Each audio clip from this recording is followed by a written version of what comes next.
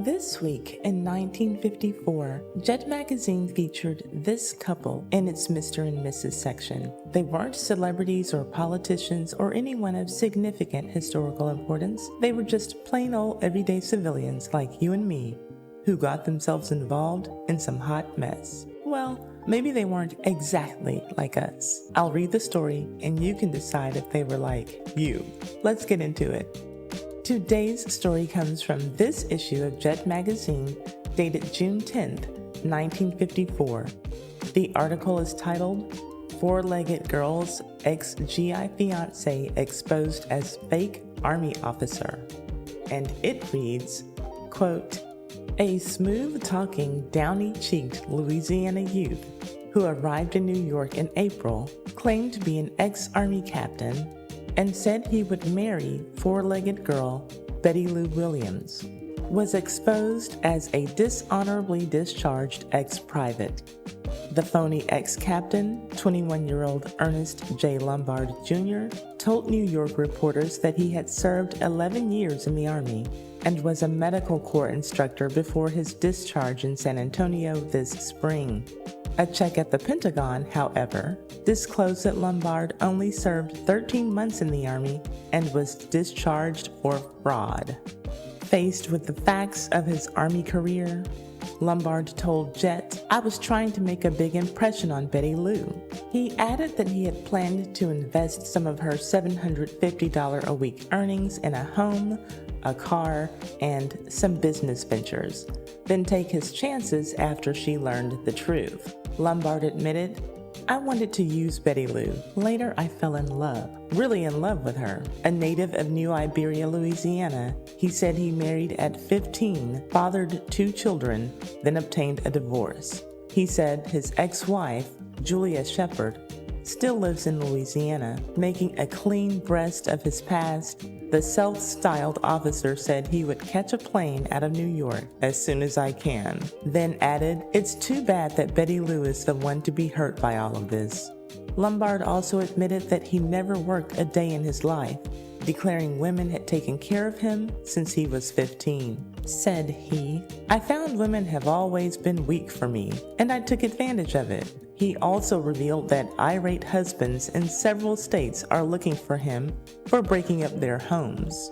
Miss Williams, a sideshow and circus attraction, is appearing this summer at Coney Island. Her contract prohibits her from getting married until September. End quote. And wow. So, not quite an ex-Army captain, a dishonorably discharged ex-private. The only good thing that came out of this is that his privates did not dishonorably discharge into this four-legged woman who was in love with this lying scammer. Of course, the playboy, Ernest J. Lombard Jr., was discharged for fraud, of all things. And here he was, after his shameful exit from the Army, attempting to defraud this woman out of her money under the false pretenses of love and marriage. So he wanted to make a big impression on Betty Lou by telling her all of the things that he was going to do for them with her money. If this doesn't show how desperate some women were to get married, I don't know what does. I know that it was a different time, so I won't judge her too harshly for that. Most women in those days were desperate for marriage, and I'm sure that having 4 legs didn't make things easier for her. But I do hope that in all of his lies to her, that he at least lied about having some money of his own. Perhaps that was implied in the lie that he told about his status with the Army. Regardless, I think that it's extra disgusting that he wanted to spend her money and then just take his chances after the truth came out, after he would have tied her down by marrying her.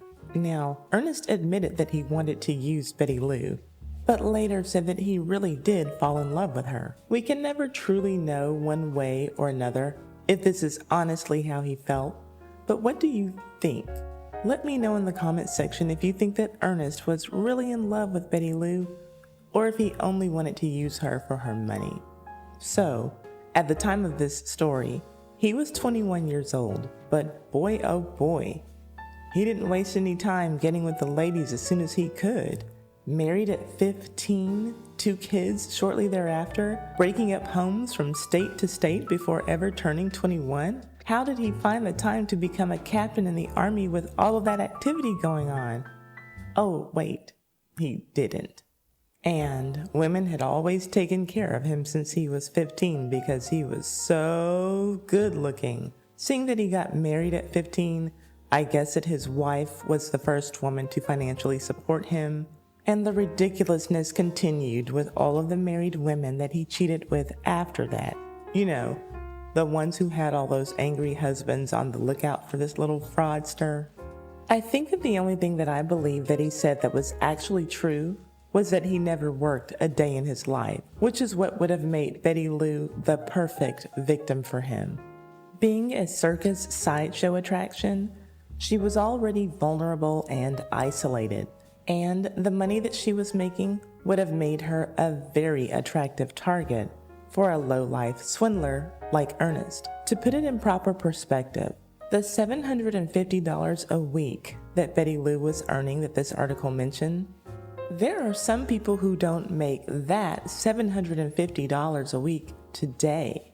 But that money, it had the buying power of over $8,000 per week today in 2022. Oh yeah, there is one more thing that I agree with Ernest about.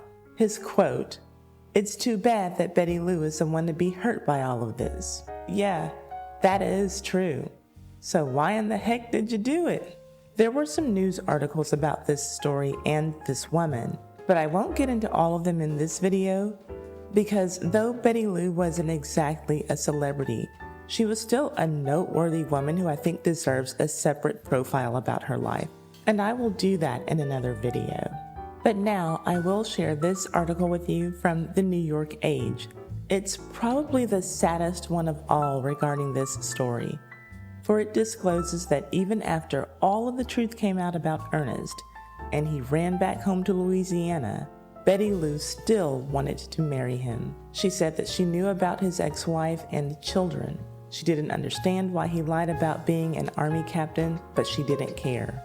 At the time that she and Ernest were planning this marriage, she was under contract with Coney Island until their carnival season ended in September of that year, 1954.